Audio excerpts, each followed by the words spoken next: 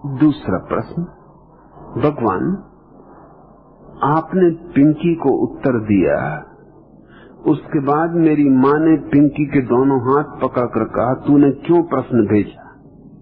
अब तो यह बात रिकॉर्ड हो गई, सबको पता चल गया, प्रश्न पूछने से पहले हमसे क्यों नहीं पूछा?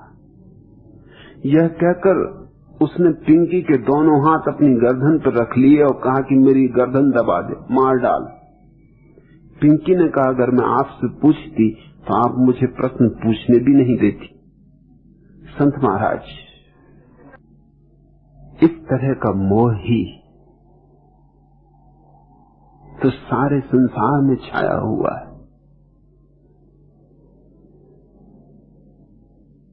मां सोचती होगी कि पिंकी को प्रेम करती बहुत, वह तो सोचती होगी कि अच्छे भावना से ही वह पिंकी को रोक रही, लेकिन अज्ञान में अच्छी भावनाएं संभव नहीं। अंग्रेजी में कहावत है कि नरक का रास्ता शुभाकांक्षाओं से पटा पड़ा है। हम अपनी बेहोशी में अच्छा भी करने जाते हैं तो बुरा ही होता, अच्छा नहीं होता। और हम सब बेहोश, तुम्हारी मां बेहोश, उसने अच्छे के लिए किया होगा कि ये तूने क्या उपद्रव कर दिया, और सबके सामने प्रश्न पूछ के बदनामी करवा दी। अब लड़का खोजना मुश्किल हो जाएगा, क्योंकि लड़का कहेगा इस लड़की को तो शादी करनी नहीं, तो क्यों झंझट में पड़ूं? अब तो पता चल जाएगा। ये बात तुम्हारी मां के अमृतसर पहुंचने के पहले अमृतसर पहुंच जाएगी, क्योंकि अमृतसर में तो मेरा प्रवचन रोज सुनने के लिए लोग इकट्ठे होते। आज यहां बोलता हूं, कल वहां सुनने वाले तैयार हैं। ये रिकॉर्ड तो वहां पहुंचेगा, इसलिए मां डरी होगी कि ये बात रिकॉर्ड हो गई, ये पूरे देश में सुनी जाएगी। लड़का कहीं तो खोजने जाओगी, वहीं ये बात सुनी जाएगी। तो उसको बेचारी को पीड़ा हुई होगी कि ये मुश्किल खड़ी कर दी इसने, पूछा क्यों नहीं मुझसे पहले। अब पिंकी भी ठीक कहती कि अगर मैं आपसे पूछती तो आप मुझे प्रश्न पूछने ही ना देते। उसकी भी मजबूरी है। इतनी स्वतंत्रता ही कहां देते हम बच्चों को कि वो हमसे ईमानदार व्यवहार कर सके। हम बड़े अजीब लोग हैं, हम चाहते हैं बच्चे सब कुछ हमसे पूछ के करें, बुरी चाह नहीं, लेकिन जब पूछते तब वो उन्हें करने नहीं देते, तो हम विरोधाभास खड़ा कर रहे हैं। बच्चे छोटी छोटी बातें पूछते तो भी नहीं करने देते। छोटा सा बच्चा मां से कहता मैं बाहर जरा खेलाऊं, नहीं, नहीं तो हमारी जबान पर रखा है। नहीं का मजा है एक, नहीं में ताकत मालूम पड़ती कि देखो किसका बल है। नहीं हमसे एकदम निकलता, हां बड़ी मुश्किल से निकलता, उन बातों में भी जिनमें हां निकलना ही चाहिए। अब बच्चे को बाहर खेलना है, सूरज की रोशनी में, हवा में, वृक्षों के तले, नहीं कहने की क्या जरूरत है। लेकिन मां अपने नहीं के लिए भी तर्क खोजती कि कहीं गिर पड़े, झाड़ पे चढ़ जाए, कुछ चोट खा जाए, ये सब बहाने खोज रही हो। नहीं का मजा और है, मजा ये है कि कौन ताकतवर है, मेरी चलती है यहां। लेकिन बच्चे भी इतने आसानी से तो नहीं छोड़ देंगे। वो बच्चा शोरगुल मचाएगा, पैर पटकेगा, चीजें तोड़ेगा, किताब फाड़ देगा, आखिर में घबरा के मां कहेगी कि जा बाहर खेल। यही बात बेचारा वो पहले से पूछ रहा था, मगर सीधे अंगुली घी निकलता नहीं। तो हम छोटे छोटे बच्चों को राजनीति सिखा देते। बच्चा पूछेगा कि मित्र के घर चला जाऊं, नहीं, तो फिर वो उपद्रव खड़े करेगा, फिर वो मौके की तलाश में रहेगा। घर में मेहमान आएंगे तब वो भारी उपद्रव मचा देगा, और मेहमान आने के पहले मां समझाएगी घर में मेहमान आ रहे हैं, देखो उपद्रव मत मचाना। मगर वही अवसर है उसके लिए निकल भागने का कि घर में जब मेहमान आए तो वो इतना उपद्रव मचा दे कि मां को कहनी पड़ेगी जा पड़ोस में किसी के घर खेल, हाथ जोड़ती हूं अभी तू यहां से जा। ये बेचारा वो पहले ही से कह रहा था, मगर पहले जाने ना दिया, पहले नहीं का मजा लिया, तो बच्चा भी मजा चखाएगा। बच्चे भी समझ जाते हैं धीरे धीरे कि तुम्हारी सहने की सामर्थ्य कितनी। हर बच्चे को पता है कि मां कितने दूर तक बर्दाश्त कर सकती, पिता कितने दूर तक बर्दाश्त कर सकता, वो वहीं तक खींचेगा, खींचता जाएगा। एक बर्दाश्त की सीमा आ जाती है कि तुम्हें खुद ही कहना पड़ेगा कि बाबा हाथ जोड़े, जा जो करना हो कर। मैं बचपन में बड़े बाल रखता था, मुझे बहुत शौक था बड़े बाल का, इतने बड़े बाल कि मेरे पिता को अड़चन होती थी, स्वभावता होती थी, मैं उनकी अड़चन भी समझता था, मगर मुझे बड़े बाल पसंद थे। अब उनकी अड़चन देखूं कि अपनी पसंद देखूं। उनकी अड़चन ये थी कि घर में और तो कोई खास जगह थी ना, तो उनकी दुकान पर ही मैं बैठा रहता था। उनके ग्राहक आते, वो पूछते ये लड़की किसकी। इससे उनको बड़ी अड़चन होती थी कि लड़का है और ये जो देखो वही कहता है कि लड़की किसकी। तो मुझसे कहते कि तू बाल कटवा ले।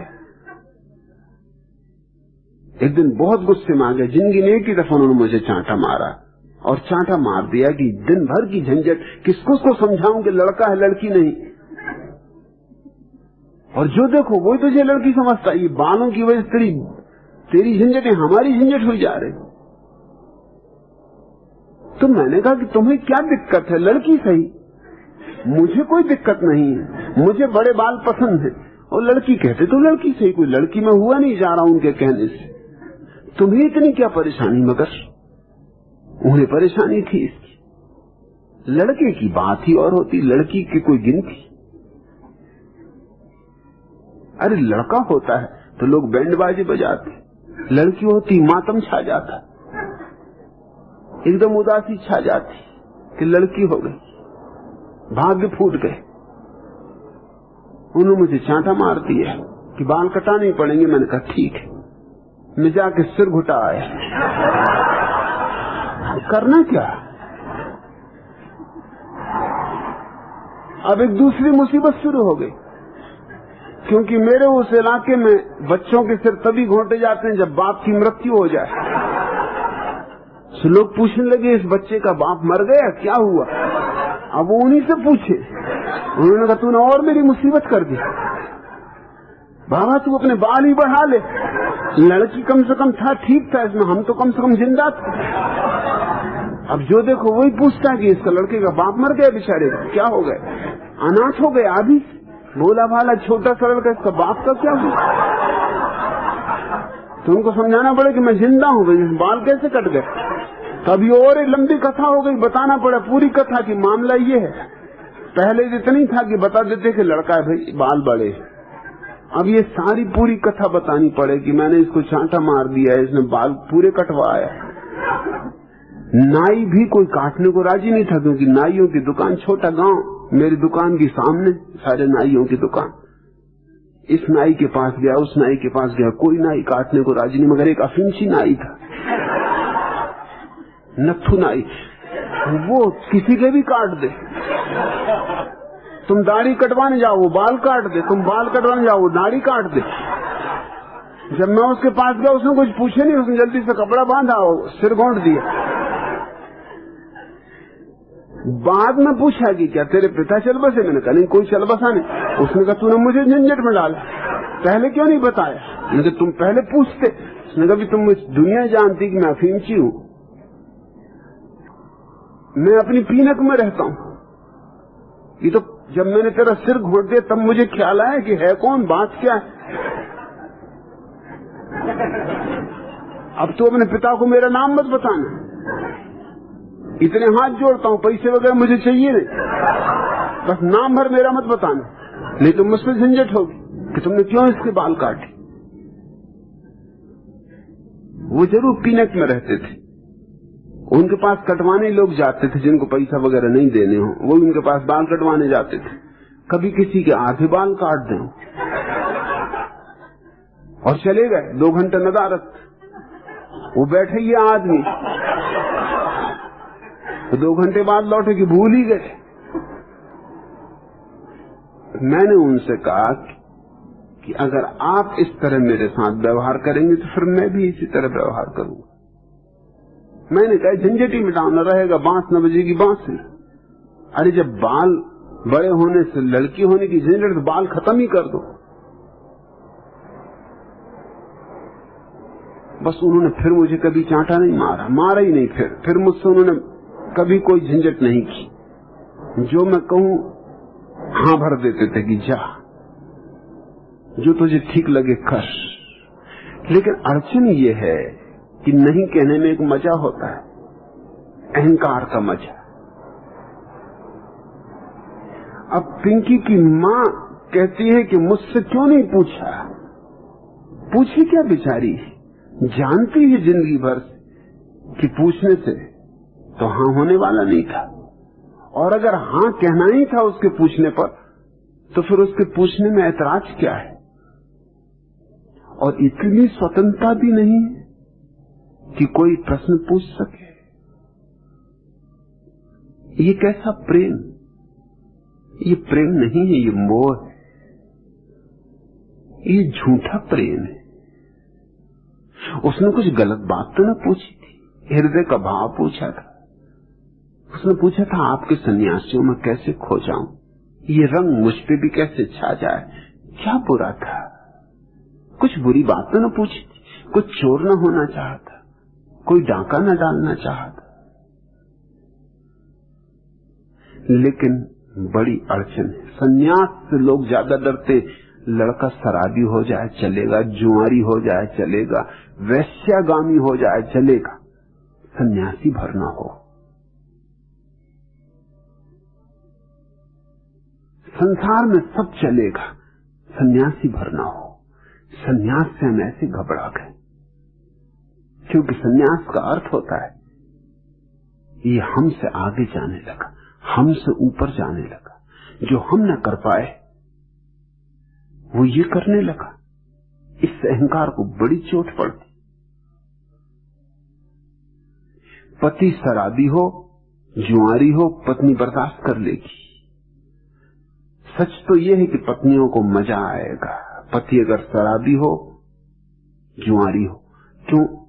क्योंकि पत्नी ऊपर हो जाएगी। पति जब भी आएगा घर में दुम दबा के आएगा, और पत्नी जब भी उसकी छाती पे चढ़ी रहेगी कि देखो तुम शराब पीना बंद करो, कि देखो तुम जुआ खेलना बंद करो, कि ये बात गलत है जो तुम कर रहे हो।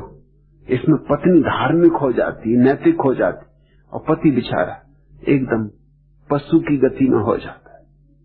स्वभावतः मजा आता अहंकार को। पति अगर संन्यास्त हो जाए तो पत्नी को अहंकार को चोट लगती, भारी चोट लगती। उसका मतलब ये कि तुम मुझसे आगे जाने की हिम्मत कर रहे हो। पत्नी संन्यास्त हो जाए तो पति को चोट लगती कि मुझसे ऊपर उठी जा रही। हम बुरे आदमी को बर्दाश्त कर लेते हैं, अच्छे आदमी को बर्दाश्त करना और क्षमा करना बहुत कठिन। अब पिंकी ने कुछ गलत बात तो नहीं पूछी थी, कुछ पाप तो नहीं किया था, और अगर उसने अपने हृदय का सच्चा सच्चा भाव कहा तो उचित है कि कह ही देना चाहिए। अगर उसे विवाह नहीं करना है तो तुम जबरदस्ती उस पर विवाह थोप दोगे तो जिंदगी भर तुम्हें कोसेगी, जिंदगी भर पीड़ित रहेगी। हालांकि तुम उसके भले के लिए ही कर रहे हो, मगर भला होगा नहीं।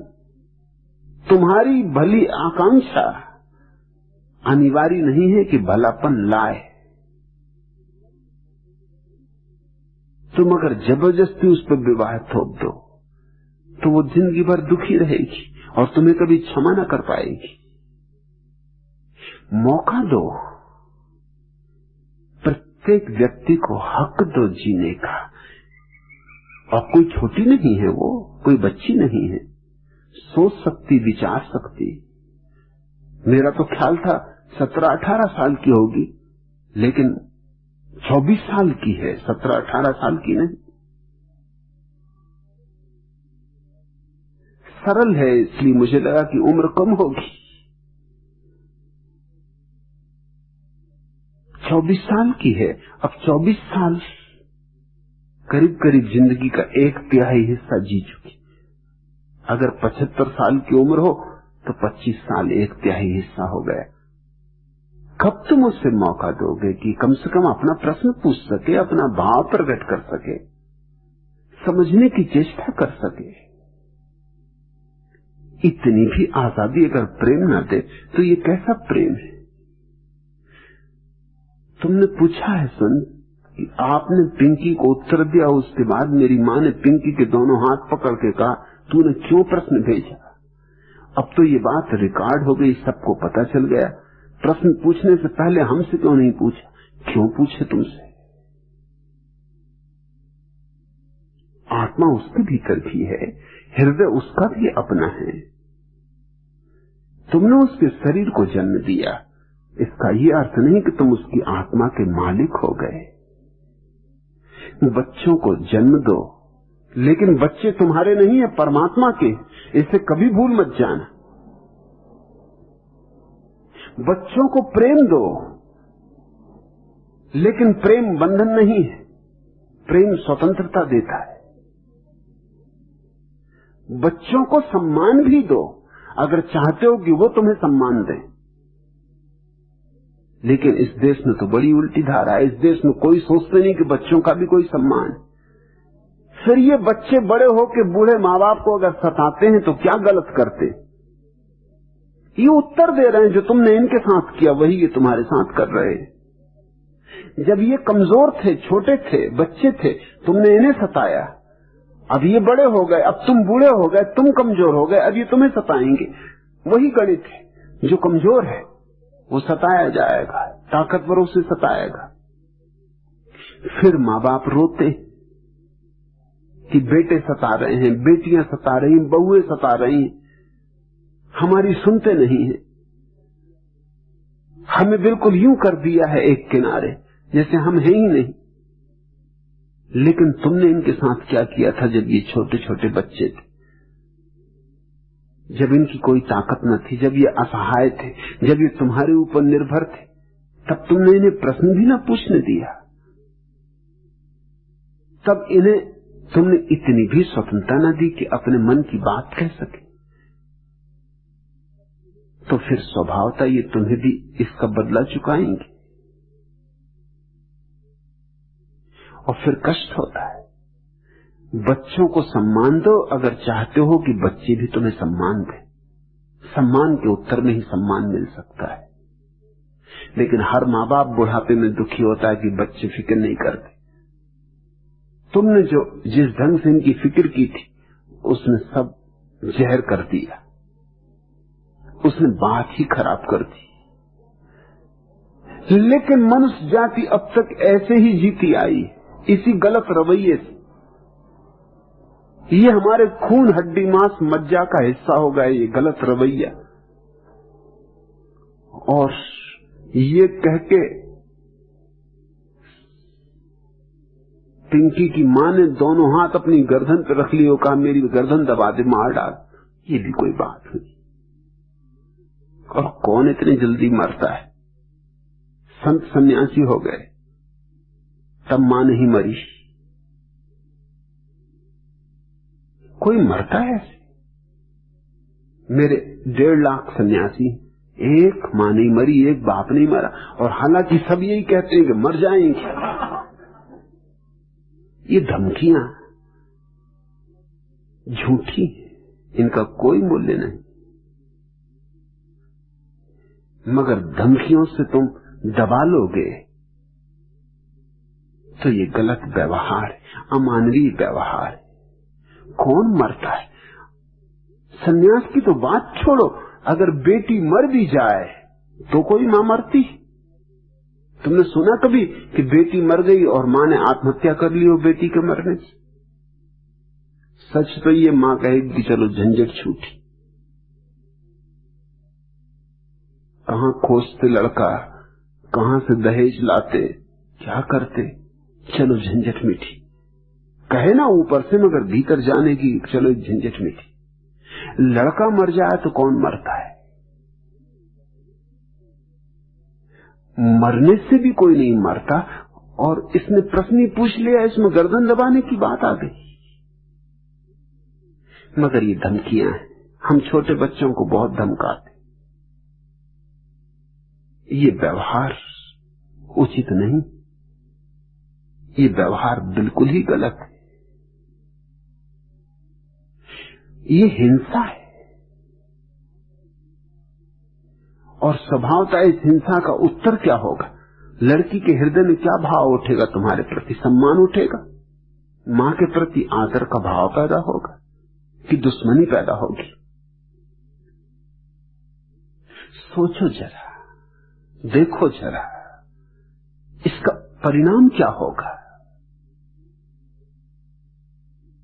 पिंकी समझेगी कि तुम उसे प्रेम करती हो, समझेगी कि तुम्हारा जरा भी प्रेम नहीं। धमकी में कहीं प्रेम हो सकता है, भय पैदा हो जाता है। मगर हमारे ये तर्क रहे अब तक। बाबा तुलसीदास कह गए, भय बिन होए न प्रीति। भय के बिना प्रीति नहीं होती। ये एक वचन काफी है सिद्ध करने को कि तुलसीदास को कोई जीवन का अनुभव नहीं। महाकवि थे लेकिन कोई बुद्ध पुरुष नहीं। भय से कहीं प्रीति पैदा होती? असंभव। ये तो जहर से अमृत पैदा करने की बात हो गई। भय से तो अप्रीति पैदा होती, घृणा पैदा होती। जिसको भी तुम भयभीत करोगे वो तुम्हारे प्रति घृणा से भर जाएगा। कहे न कहे, आज न कहे तो कल कहेगा, ऐसे नहीं कहेगा तो वैसे कहेगा, कोई न कोई तरकीब निकालेगा। और नहीं भी तरकीब निकली तो भी उसके भीतर तो तुम्हारे प्रति घृणा भर जाएगी। पिंकी से क्षमा मांगना, ये बात तो गलत है,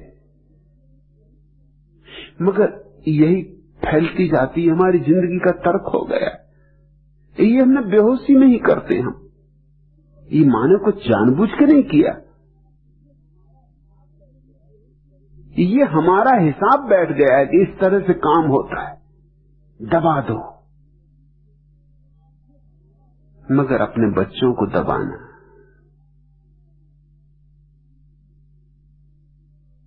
तो फिर किसको तुम प्रेम करोगे, किसको सम्मान दोगे? अब मैं संत के पिता को देखता हूं, उनकी आंखों को देखता हूं, उनकी गीली आंखों को देखता हूं, और मैं जानता हूं कि वो सन्यास में डूब सकते। लेकिन ये पिंकी की मां जब पिंकी को स्वतंत्रता नहीं दे रही और पिंकी से कह रही मेरी गर्दन दबा दो, तो ये पति को स्वतंत्रता देगी? असंभव। ये तो बहुत तूफान मचा देगी, बड़ा उपद्रव हो जाएगा। अभी पिंकी तो नई नई है जगत में, इसलिए पूछ गई। पिता तो बेचारे पूछेंगे भी नहीं कि कौन झंझट मोल ले। अब इतनी गुजार दी है और गुजार देंगे। अब बहुत तो गई, थोड़ी बची है। मगर ये भय के नाते नहीं, जंजाल है। प्रेम भय नहीं देता, अभय देता है। प्रेम कहता है पूछो, जानो, खोजो, जियो अपने ढंग से। तुम्हें जो सुंदर और सुखद लगे हमारा उसमें साथ है। हम पे भरोसा रखो कि हम तुम्हारे पीछे, हम तुम्हें साथ देंगे। तुम्हें अपनी जिंदगी अपने ढंग से बनाने का हक है। हमने अपने ढंग से बनाई जिंदगी, तुम्हें अपने ढंग से बनाने का हक है।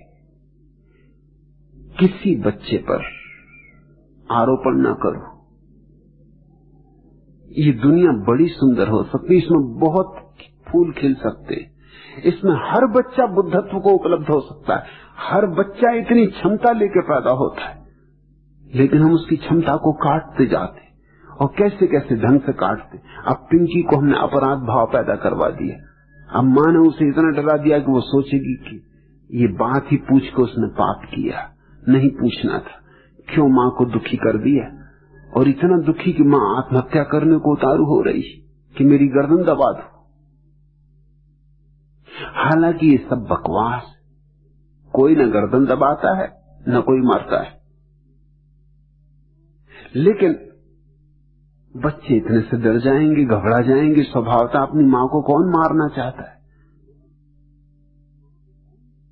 और मां को कौन दुखी करना चाहता है। तो इस भय में पिंकी राजी हो जाएगी, तुम जैसा कहोगे वैसा ही करेगी, लेकिन तुम इसकी जिंदगी भर को विकृत कर दोगी।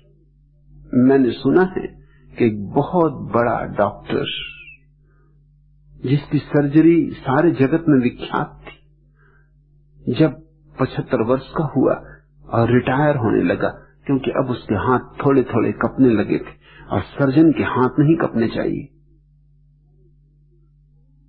तो उसके सारे शिष्यों ने, उसके बहुत से विद्यार्थी थे जो खुद भी बहुत प्रख्यात डॉक्टर हो गए थे, उन सब ने एक समारोह किया, करीब करीब अंतर्राष्ट्रीय समारोह था, क्योंकि सारी दुनिया में उसके शिष्य थे। सब इकट्ठे हुए, उन्होंने उत्सव मनाया, नाच गान हुआ, शराब बही, भोजन। लेकिन देख के सब हैरान हुए कि वह वृद्ध डॉक्टर बड़ा उदास है। उसके विद्यार्थी ने पूछा, जो खुद बड़ा डॉक्टर हो गया था, कि आप इतने उदास क्यों हैं? हम तो समारोह मना रहे हैं आपके सम्मान में, आपकी विदा समारोह, और आप उदास? उसने कहा, मैं उदास इसलिए हूं कि मैं कभी डॉक्टर होना ही नहीं चाहता था। मैं तो चाहता था नर्तक होना, लेकिन मेरे माँ बाप ने मुझे जबरदस्ती मेडिकल कॉलेज में भर्ती करवा दिया, मेरी इच्छा के खिलाफ। मेरी जिंदगी बेकार गई। चकित हुए उसके विद्यार्थियों ने कहा, आप क्या कहते, इतना ख्याति प्राप्त आप हैं, आपकी जिंदगी बेकार गई? उसने कहा, ख्याति का क्या करूं, नाम का क्या करूं? जो मैं होना ही नहीं चाहता था वो होके मैं क्या करूं? मैं जगत विख्यात चिकित्सक होने की बजाय बिल्कुल अज्ञात नाम नर्तक होना पसंद करता। वो मेरे हृदय का भाव होता, वो मेरी आत्मा की अभिव्यक्ति होती। न कोई मेरा नृत्य देखता, कोई चिंता नहीं, मगर मेरे फूल तो खिलते, मैं खिला ही नहीं। मैं एक उधार जिंदगी जीता रहा। माँ बाप तो गप के मर चुके, मगर मुझे फंसा गए। फिर बात इतनी देर हो गई थी कि अब नर्तक तो हो नहीं सकता हूं, ये जिंदगी तो गई। अगर कोई अगली जिंदगी होगी तो अब नहीं सुनूंगा।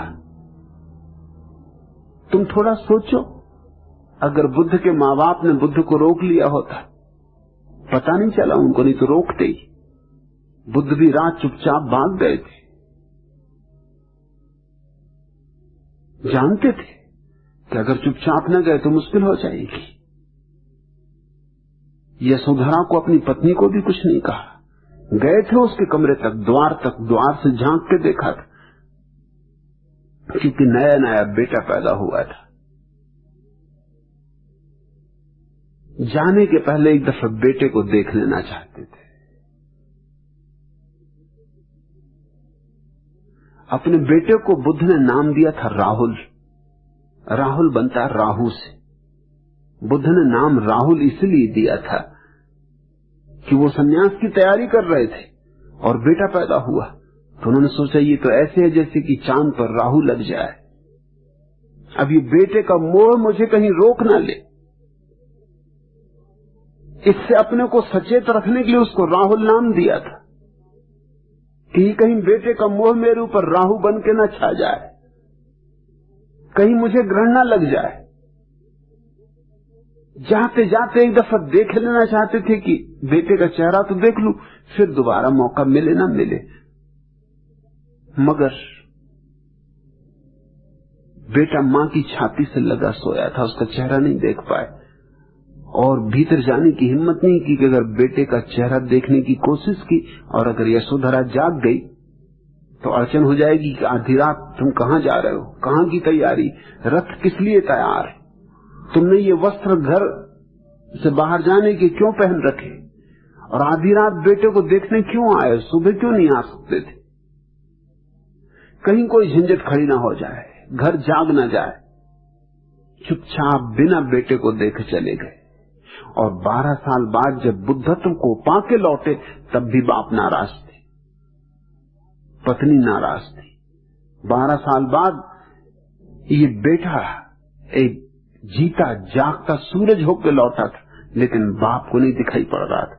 बाप तो एकदम गुस्से में थे, एकदम चिल्लाने लगे, नाराज होने लगे, मोह ऐसा है। बुद्ध खड़े सुनते रहे, घड़ी भर सब सुना और फिर अपने पिता को कहा, एक बार मुझे गौर से तो देखें, मैं वही नहीं हूं जो गया था, कोई और हूं, कुछ और होके आया हूं, नया होके आया हूं, कुछ संदेश लेके आया हूं, कुछ सत्य लेके आया हूं, कुछ पाया है वो आपको भी देना चाहता हूं, इसीलिए आया हूं कि कहीं आपकी जिंदगी बेकार न चली जाए। मैंने तो उपलब्ध कर लिया, मैं तो भरा पूरा हो गया, आप अभी भी खाली, इसलिए आया हूं। कहें तो लौट जाऊं, मगर एक बार मुझे आंख खोल के तो देख लो, आंखों से आंसू हटाओ, क्रोध हटाओ, ताकि मुझे देख सको। बुद्ध के बाप तो गुस्से में थे और गुस्से में आ गए कि तू समझता क्या है, हमने तुझे पैदा किया, मेरा ही खून है तू, और मुझसे कहता है कि हमें गौर से देखो, क्या मैं तुझे पहचानता नहीं? बुद्ध ने कहा, आप जरूर पहचानते, लेकिन जिससे आप पहचानते थे वो अब मैं रहा नहीं, मैं एक क्रांति से गुजर गया। बाप ने कहा, जा जा, ये बातें किसी और को बताना, ये किन्हीं और को समझाना, तू वही है, मैं तेरे चेहरे को देख रहा हूं। बुद्ध ने कहा, चेहरा वही है, मैं वही नहीं। और आपको मैं इतनी याद दिला दूं कि आप ये भ्रांति छोड़ दें कि मैं आपसे पैदा हुआ, आपसे गुजरा जरूर, आपसे आया जरूर, आप माध्यम थे, लेकिन आप मेरे मालिक नहीं, आप मेरे सृष्टा नहीं थे। सृष्टा तो कोई और, कोई परम अज्ञात शक्ति। ये बात सुन के बाप थोड़े चौंके, गौर से देखा, बात सच थी, चेहरा तो वही है मगर आभा बदल गई। संन्यास्त हुए, शायद वो पहली घटना थी, बाप ने बेटे से संन्यास लिया। फिर बुद्ध यशोधरा के पास गए। आनंद उनका भिक्षु, उनका शिष्य सदा उनके साथ रहता था, छाया की तरह। बुद्ध ने उससे कहा, आनंद तू थोड़ा पीछे छूट जा, क्योंकि अगर तू मौजूद रहेगा तो यशोधरा बड़े कुलीन घर की लड़की, तेरी मौजूदगी में वो कुछ भी ना कहेगी। और 12 वर्षों से उसने कितना क्रोध कर रखा है इकट्ठा, वो मैं जानता हूं। उसका मोह बड़ा था, उतना ही क्रोध भी बड़ा होगा। वो आग में जल रही है 12 वर्षों से, किसी से कहा नहीं, उसे कह लेने दे, निकल जाने दे, रेचन हो जाने दे, तू जरा पीछे छूट जा। अगर तू साथ ही खड़ा रहा तो वो कुछ भी ना कहेगी, झुक के मेरे पैर छुएगी और गटक जाएगी सारे क्रोध को। भद्र है, कुलीन है, राजघराने की, यूं तेरे सामने बात कहेगी नहीं, मुंह नहीं उठाएगी, घूंघट नहीं उठाएगी, बात कहने की तो बात और है, तू पीछे छूट जा। आनंद पीछे रह गया और सच आनंद चकित हुआ ये जान के कि वो एकदम पागल की तरह टूट पड़ी बुद्ध पर, चीखी, चिल्लाई, रोई, नाराज हुई। और जो पिंकी की मां ने कहा पिंकी को, तूने मुझसे पूछ के क्यों नहीं पूछा, वही यशोधरा ने बुद्ध से कहा कि तुम मुझसे पूछ के क्यों नहीं गए, मैं तुम्हारी पत्नी थी, मुझसे पूछने में क्या ऐतराज था, बुद्ध ने कहा तू ये देख कि अगर मैं तुझसे पूछता तू जाने देती। 12 वर्षों बाद भी इतने क्रुद्ध हो रही है तू, उसी रात इतनी क्रुद्ध होती, इतना शोरगुल मचा देती, यही चीख पुकार कि सारा घर जाग जाता, पिता आ जाते, परिवार आ जाता, जाना मेरा मुश्किल हो जाता। क्षमा मांगता हूं कि तुझसे बिना पूछे गया, लेकिन अब शांत हो और मैं तेरे लिए कुछ भेंट लाया हूं, वो स्वीकार कर। अगर घर में ही रह जाता तो ये भेंट मैं कभी ला नहीं सकता था।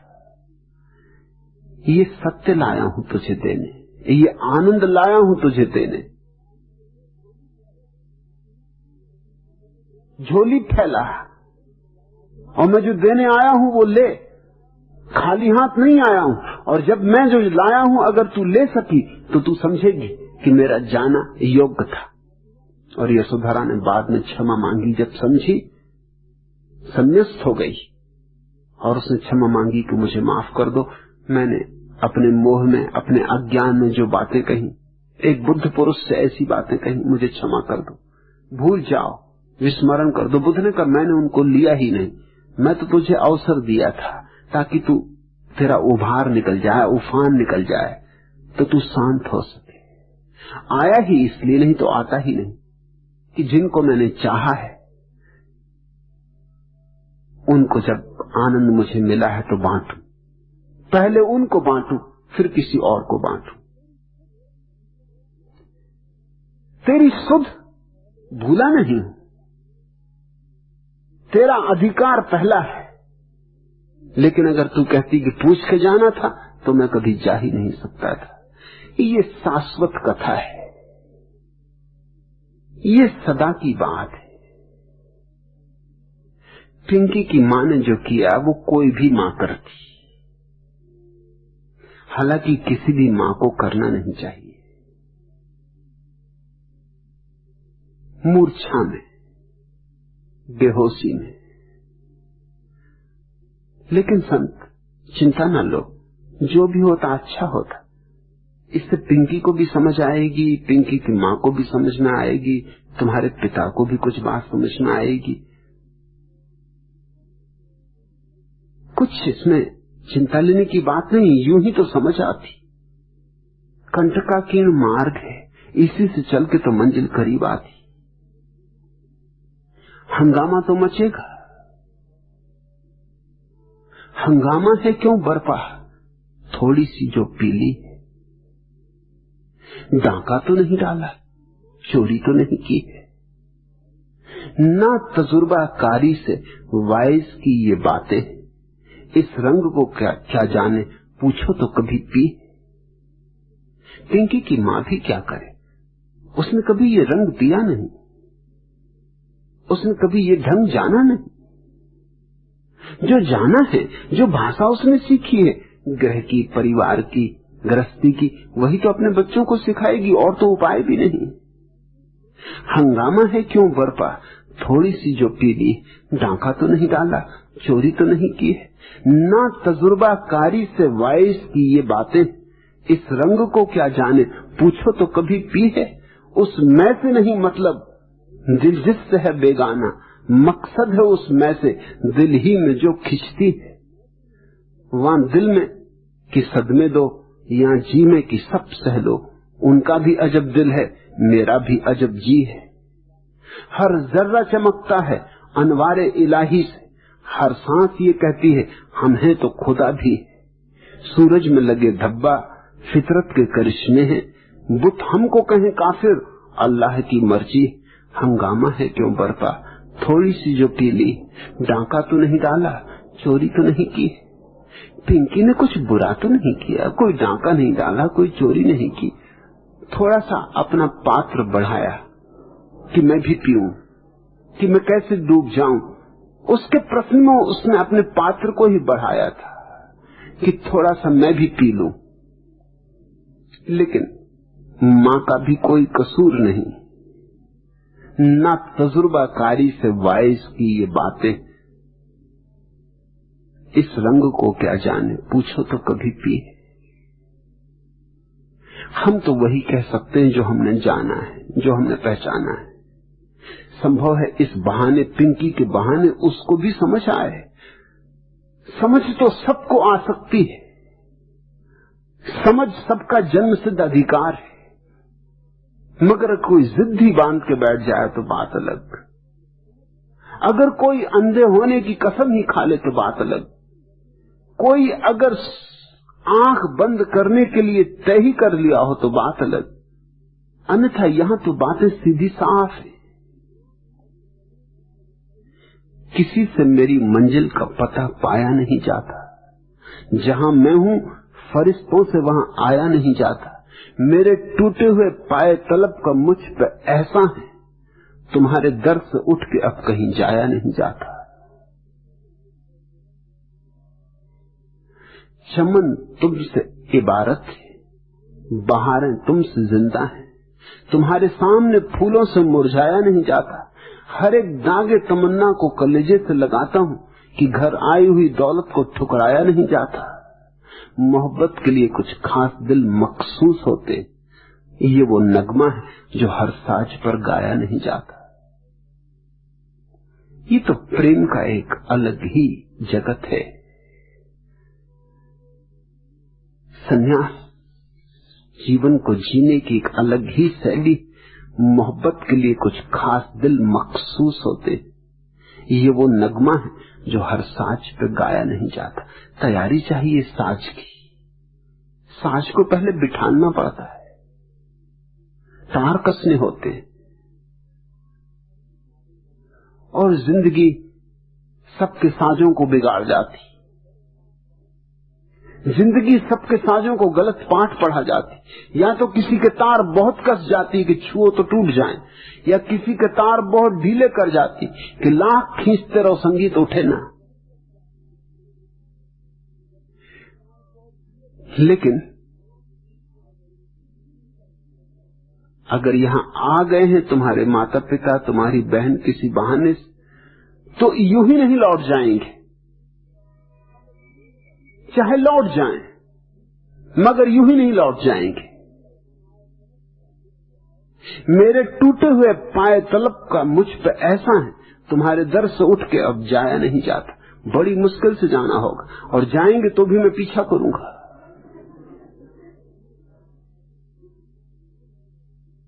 मैं याद आता रहूंगा। पिंकी ने अच्छा किया कि पूछा। कुछ हर्जा नहीं कि मां खिन्न हुई, नाराज हुई, ये स्वाभाविक है, ये साधारण है, इसमें कुछ चिंता की बात नहीं। वो भी पछताएगी। शायद ईर्ष्या भी जगी हो, शायद सोचा हो कि पिंकी ने पूछा और मैंने नहीं पूछा, मैं ही पूछ लेती, इसने पात्र बढ़ा दिया और मैं अटकी ही रह गई। शायद उसी ईर्ष्या में ये बात निकल आई हो। आदमी का मन बड़े उलझानों से भरा हुआ, बड़े जालों से, उसे खुद भी पता नहीं होता कि किस लिए क्या बात हो जाती। इतनी बेहोशी, इतनी गहन बेहोशी है।